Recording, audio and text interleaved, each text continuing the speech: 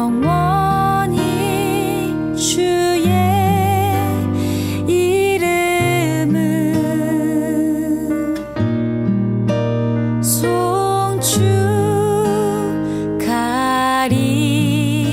송축하리이다.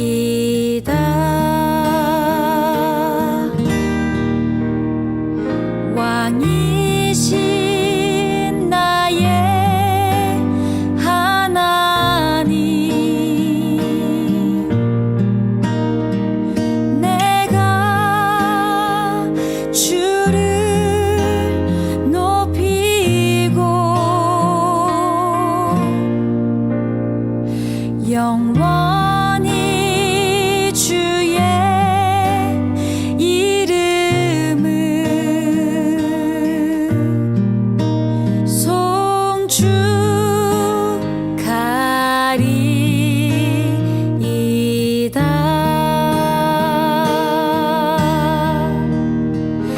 영원히 주의 이름을 송축하리이다.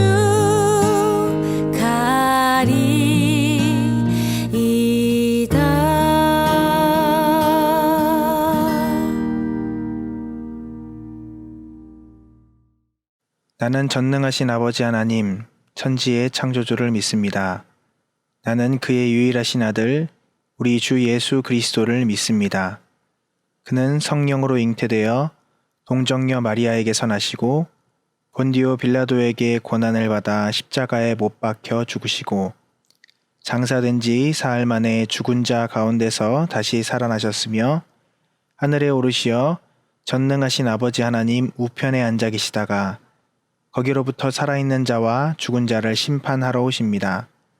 나는 성령을 믿으며 거룩한 공교회와 성도의 교제와 죄를 용서받는 것과 몸의 부활과 영생을 믿습니다. 아멘. 하나님, 오늘도 우리에게 귀한 주일을 허락하여 주심에 감사드립니다. 오늘 드리는 이 예배가 주님께서 받으시는 예배, 주님께서 기뻐하시는 예배가 되게 하여 주옵소서. 그리고 주님의 영광이 우리 모두에게 풍성하게 임하게 하여 주옵소서. 이 모든 말씀 살아서 역사하시는 거룩하신 예수 그리스도의 이름으로 간절히 기도드리옵나이다. 아멘. 오늘 우리에게 주시는 하나님의 말씀은 에베소서 6장 1절부터 3절까지에 있는 말씀입니다. 에베소서 6장 1절부터 3절까지에 있는 말씀 우리 함께 봉독하도록 하겠습니다. 자녀들아, 주 안에서 너희 부모에게 순종하라. 이것이 옳으니라. 내 아버지와 어머니를 공경하라. 이것은 약속이 있는 첫 계명이니 이로써 내가 잘되고 땅에서 장수하리라. 아멘. 우리 함께 고백하겠습니다. 하나님 사랑합니다. 하나님 사랑합니다. 제가 제일 많이 사랑합니다. 할렐루야. 할렐루야. 오늘은 어버이 주일입니다.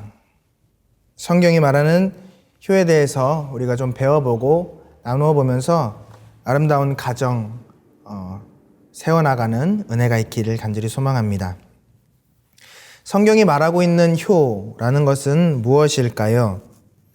오늘 본문 말씀 2절에 보면 이렇게 말씀하십니다. 내 아버지와 어머니를 공경하라. 이것은 약속이 있는 첫 계명이니. 아멘. 성경에서 말씀하는 효는 우리가 생각하고 있는 어떤 도덕적인 것, 그리고 윤리적인 것, 그것에 머무르는 것이 아니라 그 이상의 것을 말하고 있습니다. 오늘 본문의 정확한 표현은 바로 계명입니다. 계명이라는 것은 무슨 말일까요? 하나님의 율법이다 라고 하는 것이고 명령이다 라고 하는 것입니다. 세상에서 말하고 있는 효는 도덕이나 윤리, 문화적인 부분을 우리가 전부 아우르는 그런 개념에 대해서 이야기를 하죠. 그러니까 효를 사람의 도리로서 생각을 하고 있는 그런 동양적인 가치관, 그리고 우리가 어려서부터 어르신들을 잘 모시고 부모님을 잘 모시는 그런 전통적인 문화, 그리고 윤리라는 것이죠. 그래서 어떤 사람들은 문화적인 관점에 따라서 효에 대해서 좀 다르게 생각하는 그러한 부분들도 있고요. 실제로 효에 대한 강의들 이렇게 이야기하고 효에 대한 것들에 대해서 이야기하면 연세 많이 드신 어르신들에 대한 그런 부분들만을 떠올리죠. 이를테면 뭐 효 콘서트 이런 것들 있죠. 효도 관광 이런 것들을 떠올리고 그것으로 끝나는 경우들이 많이 있습니다. 새로운 시대와 또 다음 세대와는 어울리지 않는 개념으로 생각을 하는 사람들이 종종 있다는 것이죠. 그런데 우리 기독교에서 말하고 있는 신앙은, 우리 기독교에서 말하고 있는 효에 대한 이야기는 단순히 그것을 넘어선다는 것입니다. 그런 문화적인 개념을 떠나서 그것을 넘어서서 하나님의 명령이라는 것이죠. 하나님께서 이 효에 대한 부분은 직접 돌판에 새겨서 우리에게 주신 계명이라는 것입니다. 정말 무거운 율법이라는 것이죠. 심지어 이 효에 대한 계명, 부모를 공경하라라고 하는 이 계명은 하나님의 계명 가운데 약속이 있는 첫 계명이라고 이야기하고 있습니다.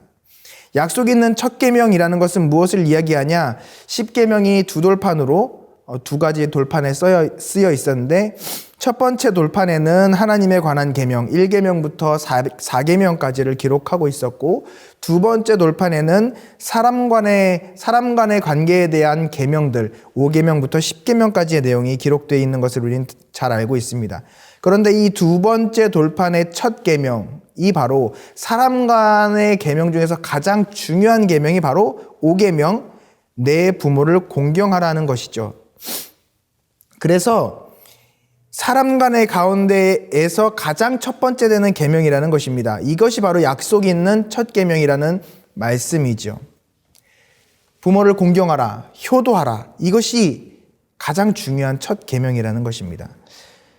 중요도의 순서에 따라서 1번부터 10번까지의 순서가 주어지지 않았겠습니까? 그렇다면은 부모를 공경하라라고 하는 이 계명이 살인하지 말라라고 하는 그 계명보다 더 중요한 계명이다, 더 무거운 계명이다라는 것입니다. 그런데 우리는 그 계명을 얼마나 지키고 있나요? 우리는 그 계명을 얼마나 이해하고 있고 그 계명을 얼마나 따라가고 있나요? 지금 이 시대에 효가 그렇게 크게 중요하게 생각되지 않는 시대입니다. 그리고 특별히 우리 중등부 학생들의 이 나이 또래에서는 부모님들의 속을 참 많이 아프게 하는, 마음을 참 많이 아프게 하는 그런 청소년기 시절을 지나고 있기 때문에 어떤 가정에서는 부모님과 사이가 또 상당히 안 좋은, 부모님에 대한 안 좋은 기억들을 가지고 있는, 그리고 부모님에 대한 반감을 가지고 있는 그런 시기이기도 하죠. 우리가 하나님을 왕으로, 정말 왕으로 하나님을 섬기고 있는가에 대한 부분도 점검해야 하지만 말씀하신 대로 정말 우리가 부모님을 잘 섬기고 있는가에 대한 부분도 점검해 보아야 한다는 것입니다. 하나님을 왕으로 잘 모시듯이 부모님도 말씀대로 잘 공경해야 하는데 하나님을 왕으로 잘 모시지 못하고 있는 우리의 모습을 발견하듯이 부모님을 잘 공경하지 못하고 있는 우리의 모습도 발견하게 된다는 것입니다. 이를테면 이런 것들이죠. 많은 사람들이 이런 착각을 합니다. 부모님이 나에게 해준 게 뭐가 있는데, 특별히 우리 중등부 학생들 중에 그런 마음이 있는 친구들이 혹시나 있을지 모르겠어요. 엄마가, 아빠가 나한테 해준 게 뭐가 있는데, 혹시나 부모님이 자신의 대리 만족을 위해서 나를 이용하는 게 아닌가? 라고 하는 그런 말도 안 되는 이상한 생각에 사로잡혀 있는 친구들이 간혹가다 있다는 것입니다. 그리고 부모님께서 내 말을 잘 들어주지 않으시고 나와 사이가 멀다고 생각하는 경우가 있죠. 사실 제가 아이를 낳아서 키워보다 보니까 부모님이 얼마나 우리를 사랑하시는지, 부모님이 얼마나 우리에게 희생하고 헌신하셨는지에 대해서 조금 더 많이 알아가게 됩니다. 그래서 요즘은 부모님과 조금 더 시간을 보내기 위해서, 조금이라도 더 대화 나누기 위해서 그런 시간들을 만들어 가고 있습니다.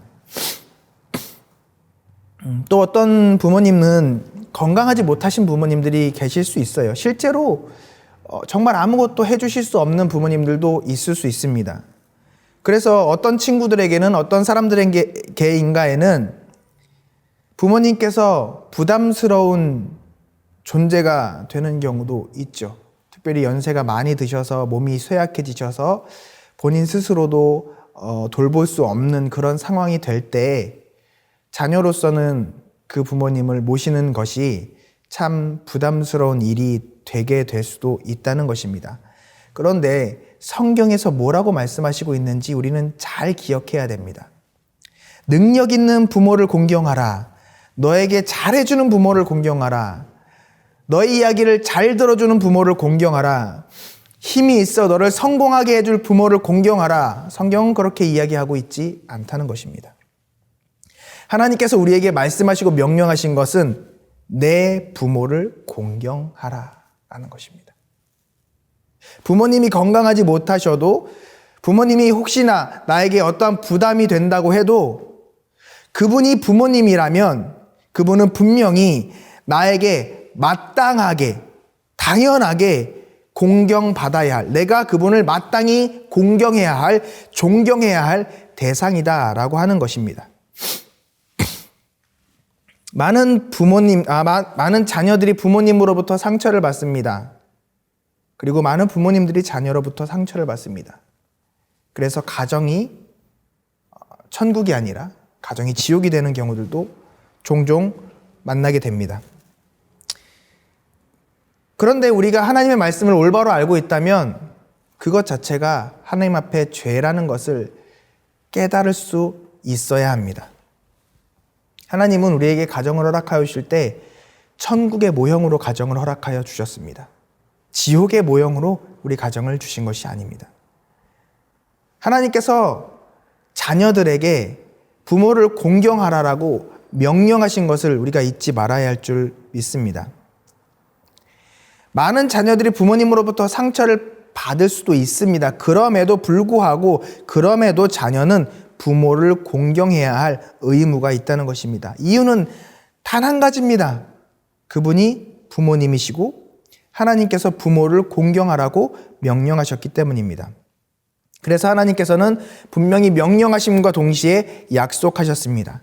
약속이라는 말은 무슨 뜻이냐면 3절에 나와 있습니다. 어떤 약속을 우리에게 하셨을까요? 이로써 내가 잘되고 땅에서 장수하리라. 아멘. 사도 바울이 그냥 듣기 좋으라고 한 이야기가 아니라 사도 바울이 출애굽기 20장에 나오는 10계명의 말씀을 그대로 설교한 내용입니다. 그대로 이야기해준, 가르쳐준 내용입니다.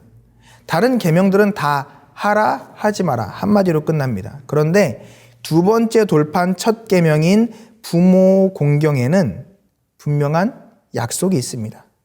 내가 부모를 공경하면, 내가 효도를 잘하면 내가 잘되고 네가 잘되고 장수한다라는 것입니다. 만사가 형통하고 무병장수한다. 이것이 이 복의 조건으로 우리에게 주어지는 것이죠. 많은 사람들이 원하는 것, 이 세상을 살아가면서 정말 받고 싶어하는 것이 어떤 일을 하든 잘 되는 것과 그리고 건강하게 오래 이 세상을 살아갈 수 있는 것을 바라지 않겠습니까? 그래서 많은 사람들이 이 만사형통과 무병장수에 대해서 기대하고 고대하면서 소망합니다. 그래서 어떠한 방법을 쓰든지 이 복을 받기 위해서 소망한다는 것이죠. 그런데 이 복을 받을 수 있는 방법을 하나님께서 정확하게 성경 가운데서 우리에게 말씀하고 계시다는 것입니다. 나에게 도움이 되어줄 수 있는 능력과 배경 있는 부모님을 가지고 있는 자녀들이라면, 이를테면 돈도 많고 명예도 있고 능력 있는 부모님들이라면 어떤 자녀들이라도 설사 거짓말로 표현할지라도 내가 그 유산을 받기 위해서, 조금이라도 더 좋은 것들을 받기 위해서 부모님의 마음에 잘 들기 위해서 노력하겠죠. 가짜 효도라도 아마 할 것입니다. 그런데 하나님께서 사람들이 이렇게 가장 좋아할 만한 복을 주시겠다고 약속까지 하시면서 명령하신 이유가 무엇일까요? 상황과 여건이 안 되어도 부모님이라는 그 자체만으로 공경받아야 할 마땅한 분들이기 때문입니다. 그리고 많은 사람들이 그것을 깨닫지 못하고 인지하지 못하고 부모 공경을 잘 하지 못하고 있기 때문입니다. 그래서 하나님께서는 명령하시고 또 명령하시며 동시에 복을 주시겠다고 약속까지 하신 것이죠. 그것이 그만큼 중요한 일이기 때문입니다. 왜냐하면 이 부모 공경이라는 것은 하나님을 공경하는 것과 이어진 제 첫 번째 돌판에 쓰여진 하나님의 공경에 대한 이야기를 바로 이어서 사람과의 사이에서 시작되어지는 그런 계명의 접점이 바로 부모 공경이기 때문입니다. 그러니까 내 눈에 보이는 부모님들을 공경하지 않고 그분들을 두려워하지 않고 그분들을 존경하지 않고 그분들을 잘 살피지 못하면 내 눈에 보이지 않는 하나님을 어찌 사랑하고 어찌 그분을 공경하고 어찌 그분을 두려워한다고 말할 수 있겠냐라는 것이죠. 하나님께서 모든 것들을 허락하여 주신 그리고 대리하여 맡겨주신 그 부모님에게도 순종하지 못하고 따르지 못하고 그분들과 함께 하지 못한다면 과연 하나님을 어떻게 따라가겠냐라고 하는 것입니다. 그것이 쉬운 일이 아닐 수 있기 때문에 축복하시겠다 약속하시면서도 명령하시며 공경하라고 하신 것입니다. 나에게 내 마음에 딱 드는 일들만 탁탁탁탁 해주시는 부모님들 이 세상에 아마 없을 것입니다. 하나님도 마찬가지입니다. 때로는 우리가 고난의 길을 걷게도 하시고요. 때로는 우리가 훈련을 받게도 하십니다. 왜냐하면 우리는 하나님의 마음에 합한 자로 자라가야 하기 때문입니다. 때로는 저도 우리 아이들을 양육할 때 회초리를 들기도 하고 혼을 내기도 합니다. 왜냐하면 그 아이들이 마땅히 그 시기에 해야 될 일들 그리고 받아야 할 것들을 받아갈 수 있도록 누리도록 해주기 위해서입니다. 공부하는 것들, 또 밥을 먹는 것들, 씻는 것들, 옷을 입는 것들, 그리고 운동하는 것들, 정말 사소한 하나하나까지 다 간섭하는 것이죠.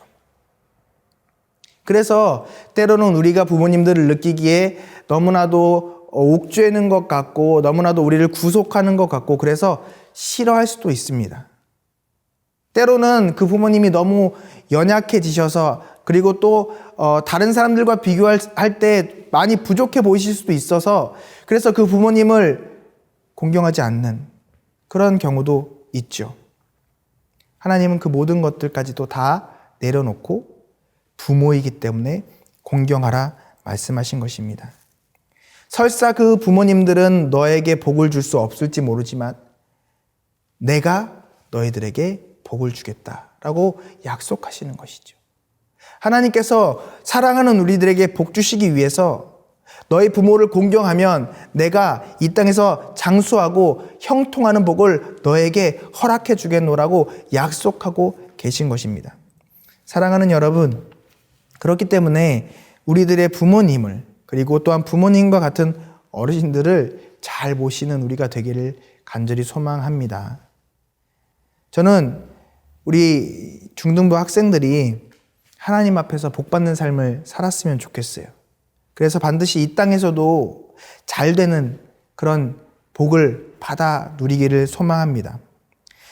이 땅에서 잘 되는 방법, 오늘 말씀을 중심으로 간단히 알려드리면 오늘 주신 말씀에 순종하는 것입니다. 부모님을 공경하면 됩니다. 내 뜻에 맞지 않아도 나와 생각이 달라도 부모님의 말씀이라면 아멘하고 따라가면 되는 것입니다. 그러면 만사형통과 무병장수가 우리에게 허락되어진다는 것이죠. 하나님께서 그것들을 책임지셔서 약속하셨기 때문에 하나님께서 비록 우리의 부모님은 우리를 복 줄 수 없으실지 몰라도 우리에게 복을 주실 수 없으실지 몰라도 전능하신 만왕의 왕이신 하나님께서 우리에게 복을 주시겠다라는 것입니다. 이 만사형통과 무병장수라고 하는 이 엄청난 복을 받을 수 있는 그 방법이 바로 부모 공경과 관련이 있다는 것이죠. 이 땅에서 우리가 누릴 수 있는 최고의 복, 그것을 누릴 수 있는 방법이 무엇이라고요? 바로 부모님을 공경하는 것입니다. 이유를 막론하고 정말 부모님이라면 우리가 무조건 따르고 순종하는 것입니다. 주 안에서, 주님 안에서. 유교에서는 효를 강조를 합니다. 참 이게 재미있는 겁니다. 그렇게 효를 강조하는 유교에서 효를 강조하면서 그래야만 자손이 잘 된다고 이야기하면서 특히 부모님이 돌아가신 뒤에 제사를 잘 모셔야 후손이 화를 피한다라고 가르치고 있습니다. 그래서 생전에는 부모님을 잘 모시지 않다가도 부모님 돌아가신 뒤에 제사를 막 지내는 그런 가정들도 있습니다. 그런데 한번 생각해 보십시오. 살아계실 때 잘해드려야지. 돌아가시고 나면 이미 끝났는데, 이미 그의 영은 천국에 그리고 지옥에 결정되어 있는데, 그 돌아가신 분에게 잘한들 그게 무엇이 중요하겠습니까? 오히려 그것은 우상숭배가 되는 것이죠. 그런데 성경은 그렇게 말하지 않습니다. 성경은 살아계실 때 내 부모를 공경하라라고 하는 것입니다. 그분이 정말 살아계심을 우리가 감사하면서 그분을 정성껏 우리가 섬겨드릴 수 있어야 할 줄 믿습니다. 그렇게 살아계신 우리 부모님들에게 최선을 다해서 정말 잘 모시면 하나님께서 우리에게 형통함과 또 장수의 복을 더하여 주신다는 것이죠. 성경에서 이런 하나님의 약속이 이루어진 것들을 우리는 너무나도 많이 볼 수 있습니다. 먼저 성경의 불효자들이 어떤 결말을 맞이하게 되는지 잠깐 보도록 하겠습니다. 엘리 제사장의 두 아들이 있습니다. 아버지의 말을 잘 안 들었죠. 홈니와 비느하스라고 하는 제사장이었습니다. 그런데 아버지가 제사장으로서 하나님의 말씀을 잘 가르쳐 주었겠죠. 그런데 그 말을 잘 귀담아 듣지 않고 아버지의 말씀에 순종하지 않았어요. 그리고 하나님의 말씀에도 당연히 순종하지 않았습니다. 그렇게 되니까 어떻게 됩니까? 하나님께서 그들에게 진노하십니다. 그래서 선언하셨습니다. 그들의 멸망을 사무엘에게 말씀하신 것입니다. 그들은 전쟁터에 나가게 되고 그들이 메고 나간 하나님의 법궤도 빼앗기게 되고 그 전쟁터에서 전사하게 됩니다. 그리고 그 소식을 들은 아버지 엘리 제사장도 목숨을 잃게 됩니다. 그리고 그 가문의 대가 끊기는 그런 안타까운 사건이 발생하게 됩니다. 또 다윗의 아들이었던 압살롬이라고 하는 사람을 보게 됩니다. 이 사람도 참 불효자입니다. 아버지를 죽이고 왕위를 찬탈하려고 반란을 일으킨, 쿠데타를 일으킨 사람이 바로 이 압살롬이라고 하는 사람입니다. 그의 결말이 어떠했습니까? 결국에 노새를 타고 상수리 나무 밑을 지나가다가 자기가 그렇게 자랑스러워하던 긴 금발이 그 나무에 걸려서 결국 죽임을 당하게 됩니다. 그리고 그의 죽음 때문에 아버지였던 다윗 왕은 슬퍼 울게 되죠. 그렇습니다. 불효자는 하나님께서 반드시 그 불효의 대가를 받게 하십니다. 그런데 정말 하나님의 말씀대로 살아갔던 효자들 하나님께서 어떻게 축복하셨는지 또한 성경 가운데 보게 됩니다. 정말 지극한 효성을 가지고 있었던 요셉, 그 요셉은 어떤 삶을 살았죠? 형들의 시기 때문에 애굽으로 팔려갔지만, 그리고 거기서 노예로 살았고 거기서 옥살이까지 했지만 결국 애굽에서 총리가 됩니다. 그 총리가 되어서 장수하고 또 복을 누리며 살아갈 뿐만이 아니라 자신의 모든 가족들을 그 좋은 애굽의 땅으로 이끌어와서 가장 좋은 고센 땅에서 살아갈 수 있도록 그 야곱의 축복의 가지가 담을 넘는 그런 은혜를 누리면서 살아가죠. 또 우리가 구약 성경 가운데 볼 수 있는 룻이라고 하는 그런 인물을 보게 됩니다. 이 룻이라고 하는 사람은 이방 사람이었습니다. 그런데 시어머니를 끝까지 모시고 어머니의 하나님이 내 하나님이 되고 어머니의 백성이 내 백성이 되며 어머니 가시는 곳에 나도 끝까지 따라가겠습니다 하고 그 시어머니를 쫓아서 그 시어머니를 잘 모시면서 그렇게 살아왔던 룻이라고 하는 사람은 결국에는 보아스라고 하는 참 좋은 사람을 만나서 아름다운 가정을 꾸리고 행복한 삶을 맞이하게 됩니다. 그리고 그와의 관계를 통해서 그의 가정에서 자녀를 낳게 되고 다윗 왕의 증조모, 됩니다. 다윗 왕의 증조모가 되었다는 것은 예수님의 조상이 되었다는 말이고, 결국 이방인 여인임에도 불구하고, 이방인이면서 여인임에도 불구하고 예수님의 족보에 그의 이름을 올리는 엄청난 축복을 받게 됩니다. 한 명만 우리가 더 보도록 하겠습니다. 솔로몬이라고 하는 사람은 어떨까요? 우리가 잘 알고 있는 이 솔로몬 왕도 엄청난 효자입니다. 그가 아버지를 반역해서 비참하게 죽음을 맞이했던 압살롬과는 반대로 열왕기상을 보면 다윗이 솔로몬 왕에게 유언을 남긴데 그 말을 그대로 지키면서 살아갑니다. 그 유언은 딱 한 가지입니다. 하나님의 말씀대로 살아라 라는 것입니다. 정말 강한 나라, 큰 나라 만들 생각하지 말고 하나님의 말씀대로 순종하면서 살아가라. 그리하면 무엇을 하든지 내가 어디로 가든지 형통할 것이다 라고 하는 그 유언의 말씀을 잘 붙잡고 그 말씀대로 부모님의 그런 말씀을 잘 지키면서 살아간 것이죠. 솔로몬은 이 아버지의 말씀에 철저하게 순종하고 복종하고 따라갔습니다. 그의 평생에 그래서 하나님의 은혜가 따라갔는데 솔로몬은 아버지 다윗의 평생 소원이었던 하나님의 성전을 건축하는 그 일을 솔로몬의 평생의 작업으로 또 살아갑니다. 아버지가 돌아가신 후에도 그 아버지가 소망했던 그것들을 이루어가며 자신의 꿈이 아니라 그 아버지의 꿈을 이루어가며 살아갔던 왕이 바로 이 솔로몬이라는 왕입니다. 그러니까 이 솔로몬이라는 왕은 하나님께서 얼마나 많은 복을 주셨는지 그 전에도 후에도 없는 지혜를 주셨고, 그가 살아가고 있는 그 시대에 엄청난 태평성대를 누리면서 살게 된 은혜를 잊게 되었다는 것이죠. 그런데 그렇지 못한 사람들은 하나님께서 분명히 벌을 내리신다라고 하셨습니다. 그 벌에 대해서 이야기를 하면 우리가 생각하는 그 상상 이상의 두려운 하나님의 징계가 있습니다. 신명기 21장 18절 말씀부터 보면 이런 말씀이 나옵니다. 사람에게 완악하고 패역한 아들이 있어 그의 아버지의 말이나 그의 어머니의 말을 순종하지 아니하고 부모가 징계하여도 순종하지 아니하거든 그의 부모가 그를 끌고 성문에 이르러 그 성읍 장로들에게 나아가서 그 성읍 장로들에게 말하기를 우리의 이 자식은 완악하고 패역하여 우리의 말을 듣지 아니하고 방탕하며 술에 잠긴 자라 하면 그 성읍의 모든 사람들이 그를 돌로 쳐 죽일지니 이같이 내가 너희 중에서 악을 제하라. 그리하면 온 이스라엘이 듣고 두려워하리라. 또 출애굽기 21장 15절 말씀은 이렇게 이야기합니다. 자기 아버지나 어머니를 치는 자는 반드시 죽일지니라. 부모에게 폐륜을 저지르는 것, 그리고 부모의 말씀을 잘 듣지 않는 것, 정말 지지리도 정말 끝까지 부모님의 말씀을 듣지 않는 사람은 돌로 쳐 죽이라는 거예요. 반드시 죽이라는 거예요.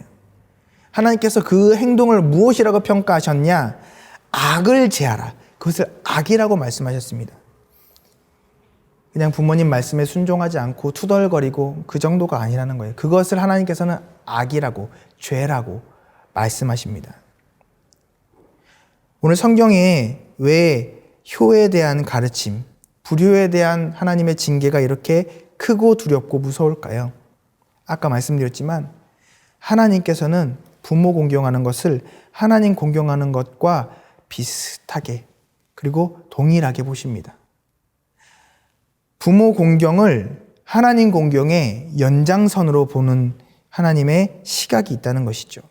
다시 말씀드리지만 눈에 보이는 부모님도 공경하지 못하면 눈에 보이지 않는 하나님을 공경하는 것 거짓이라는 것입니다.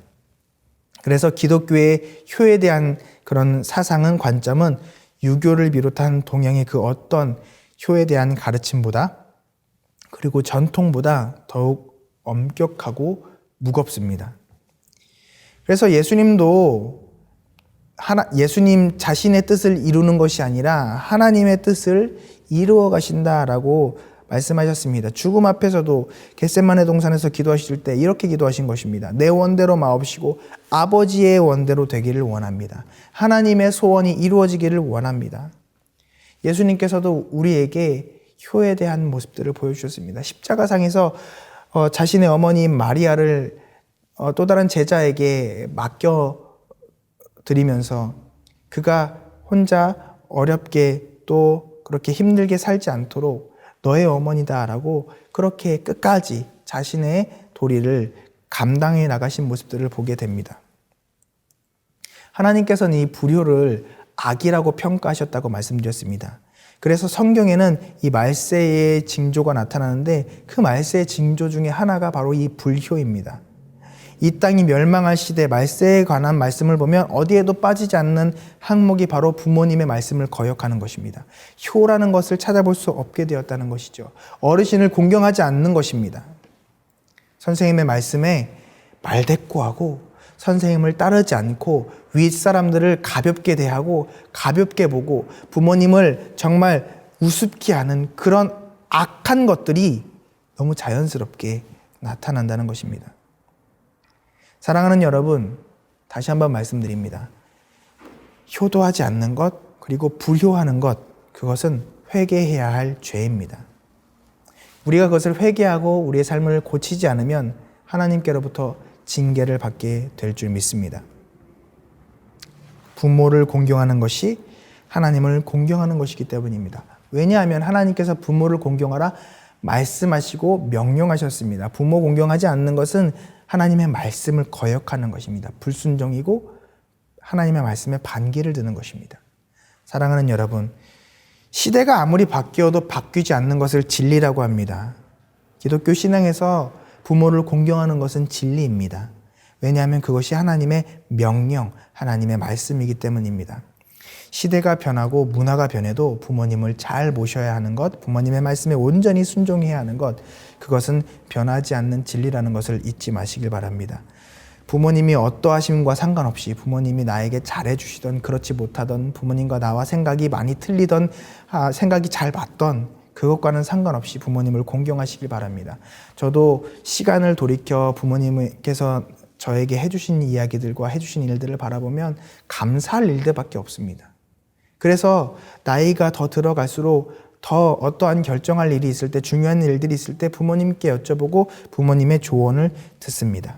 사랑하는 여러분, 오늘 우리가 이 하나님의 말씀을 잘 듣고 그리고 우리 마음속에 새겨서 하나님께서 우리에게 약속하신 효도하는 사람들에게 약속하신 이 은혜가 우리 모두에게 충만히 있기를 주님의 이름으로 간절히 축원합니다. 기도하겠습니다. 사랑하는 하나님, 오늘 우리에게 복받는 방법에 대해서 말씀하셨습니다. 하나님, 우리가 정말 하나님 앞에 복을 받으며 살아갈 수 있도록 우리가 부모님을 잘 공경하는 그런 효자, 효녀들이 될 수 있게 하여 주시옵소서. 그래서 약속하신 복을 받고 아름다운 가정으로 살아갈 수 있도록 주여 은혜를 더하여 주옵소서. 이 모든 말씀 살아 역사하시는 거룩하신 예수 그리스도 이름으로 간절히 기도드리옵나이다. 아멘. 드려진 예물 위해서 기도합니다. 주님을 사랑하는 자녀들이 귀한 시간 드리고 마음 드리고 정성 드리고 또한 귀중한 예물을 드렸습니다. 주님 받으시고 하늘 창고에 쌓으시며 이 땅에서도 30배, 60배, 100배의 축복을 허락하여 주시옵소서. 하나님 또한 주님께서는 모든 것이 가능하신 전능하신 하나님이심을 믿고 예수 그리스도 이름으로 기도하오니 들으시고 응답하여 주시옵소서. 예수 그리스도의 이름으로 명하노니 우리 몸의 모든 질병들, 몸과 마음과 심령에 있는 모든 아픔들은 그 근원까지 깨끗하게 치료될지어다. 모든 피로는 사라질지어다. 새 힘과 능력이 임할지어다. 예수 그리스도 이름으로 명하노니 역사하고 방해하는 모든 악하고 더러운 마귀 사탄 귀신들은 다 떠나갈지어다. 예수 그리스도 이름으로 명하노니 묶임받고 저주받아 무적행으로 떨어져 멸망당할지어다. 예수 그리스도 이름으로 명하노니 신명기 28장 1절부터 14절까지의 축복이 하나도 빠짐없이 그대로 임할지어다. 하늘의 지혜가 풍성히 임할지어다.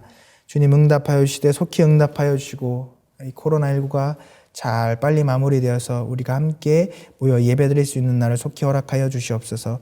또한 우리 중등부 영육간에 부흥을 더하여 주시고 건강을 지켜보아여 주시옵소서. 지금도 살아서 역사하시는 거룩하신 예수 그리스도 이름으로 간절히 소망하며 축복하며 기도드리옵나이다. 아멘.